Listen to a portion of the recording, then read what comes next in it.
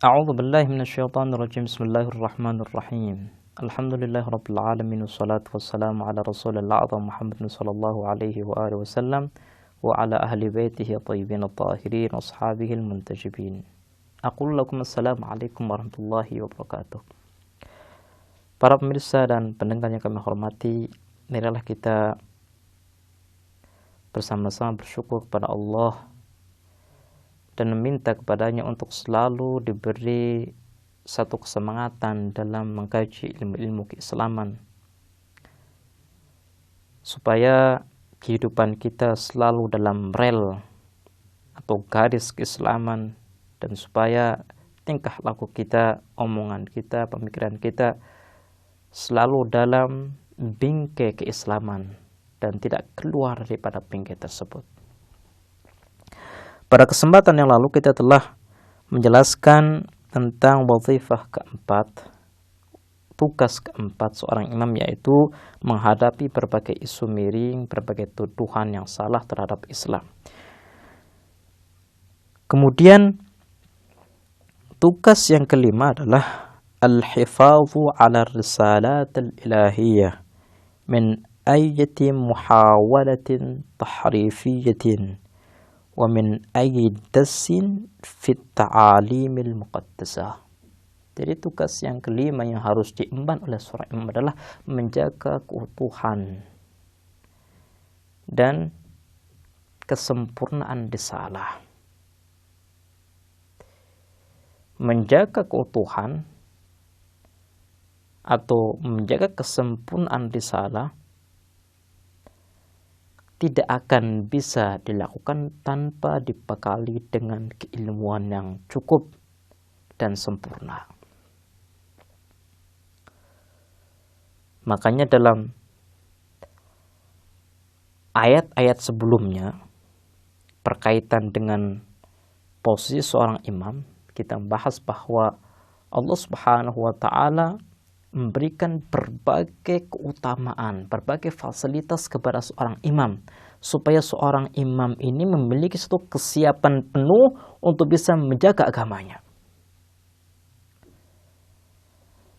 Ketika Allah Subhanahu wa taala telah memberikan ilmu-ilmu tentang syariat, ilmu-ilmu tentang hakikat, Allah pun selalu mengawasi dan memberikan hidayah kepada seorang imam supaya tidak salah dalam memilih.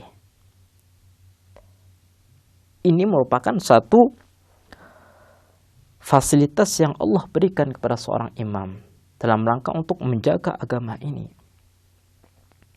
Karena menjaga risalah, menjaga agama dari penyelewengan bukanlah hal yang mudah. Karena kita harus siap-siap untuk mengorbankan segala apa yang kita miliki, dari diri kita, harta kita, keluarga kita. Kita harus siap-siap nama kita itu tercemar. Kenapa? Karena musuh-musuh Islam itu akan berusaha untuk menjauhkan orang-orang yang berada di dalam garis keislaman, yang berada di pejuang-pejuang Islam. Dan orang yang terdepan adalah imam. Makanya kalau kita melihat dalam sejarah, berbagai usaha dilakukan untuk menjelekkan nama Imam Ali bin Abi Thalib. Berbagai usaha dilakukan untuk menjelekkan nama Rasulullah Shallallahu Alaihi Wasallam. Dimana kalau kita melihat dalam sejarah, orang-orang Quraisy itu berusaha untuk menjauhkan Nabi Muhammad dari masyarakat. Mereka mengatakan bahwa ini adalah majnun, ini adalah orang gila, ini adalah orang ngawur, ini adalah orang yang suka menyihir seseorang, penyihir. Jadi berbagai usaha dilakukan oleh musuh-musuh Islam supaya para pejuang-pejuang yang menjaga keutuhan Islam itu jatuh namanya, jatuh pribadinya di tengah-tengah masyarakat. Makanya 5 tugas ini adalah 5 tugas yang sangat-sangat berat. 5 tugas yang akan menjamin keselamatan kita.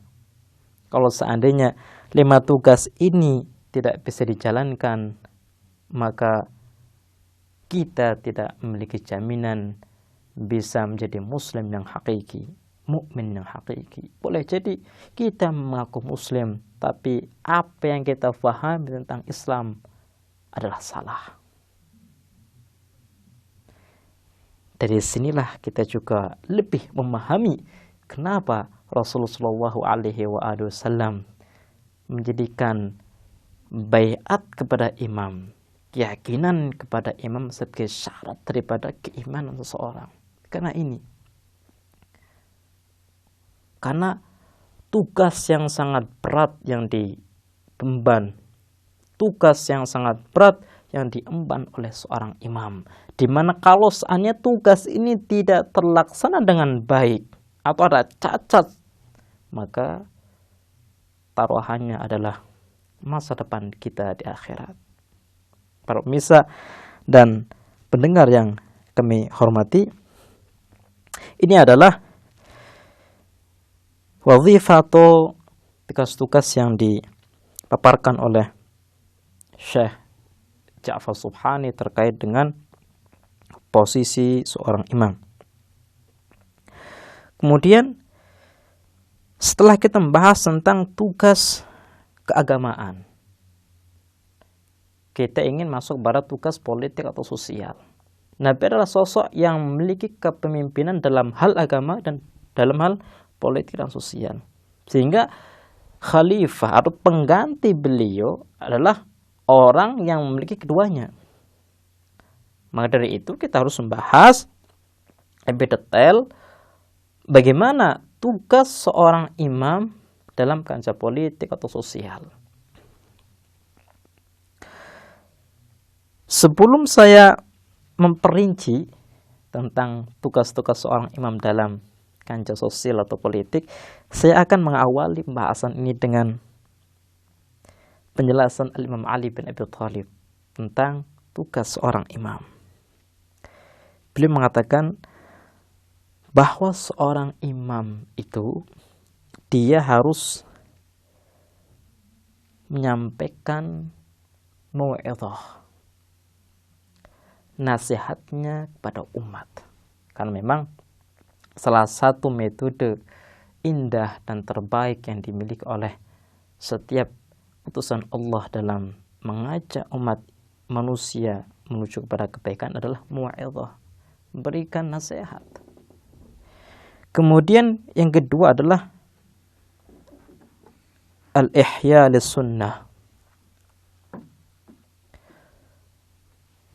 Dia harus menghidupkan sunnah-sunnah Rasul Sallallahu Alaihi Wasallam. Menghidupkan sunnah Rasul berarti apa? Berarti menghidupkan agama itu sendiri. Karena agama itu dijelaskan melewati sunnah Rasul. Al-Quran ada, tapi tidak semua hukum-hukum Islam itu ada dalam Al-Quran. Bahkan hukum-hukum yang ada dalam Al-Quran itu bentuknya global. Kemudian rinciannya berada dalam sunnah. Kemudian kata Imam Ali bin Abi Thalib, seorang imam itu harus menjalankan hukum yang berkaitan dengan kriminal. Kalau seandainya ada seseorang yang berbuat jahat, maka imam pun harus menghukum dia sesuai dengan hukum Islam. Kemudian imam pun, kata Imam Ali bin Abi Thalib, harus memberikan hak-hak setiap muslim. Jadi kalau seandainya ada seorang imam, maka kewajiban dia adalah untuk memberikan hak baitul mal kepada yang berhak. Makanya kalau kita melihat di sejarah Imam Ali bin Abi Thalib, bagaimana Imam Ali bin Abi Thalib detail dalam menghitung baitul mal. Bahkan ketika saudaranya meminta harta kepada beliau, harta yang masih berhubungan dengan kaum muslimin, Al-Imam Ali bin Abi Thalib menjawab bahwa bagaimana mungkin aku yang tidak bisa bertahan dengan panasnya api dunia, bisa bertahan kelak dengan panasnya api neraka. Ini adalah satu jawaban yang diberikan oleh Al-Imam Ali bin Abi Thalib untuk menolak permintaan saudaranya untuk mengambil Baitul Mal. Ini merupakan satu manifestasi daripada perwujudan keadilan yang ada dalam diri Al-Imam Ali bin Abi Thalib. Dan ini adalah satu penjelasan indah dari beliau terkait dengan apa sih wazifah atau tugas penting yang harus diemban oleh seorang imam terhadap kaum muslimin. Baiklah pemirsa, marilah kita memulai membahas satu persatu daripada tugas seorang imam dalam kancah politik dan sosial. Tugas pertama adalah iqamatul adli wal qisti.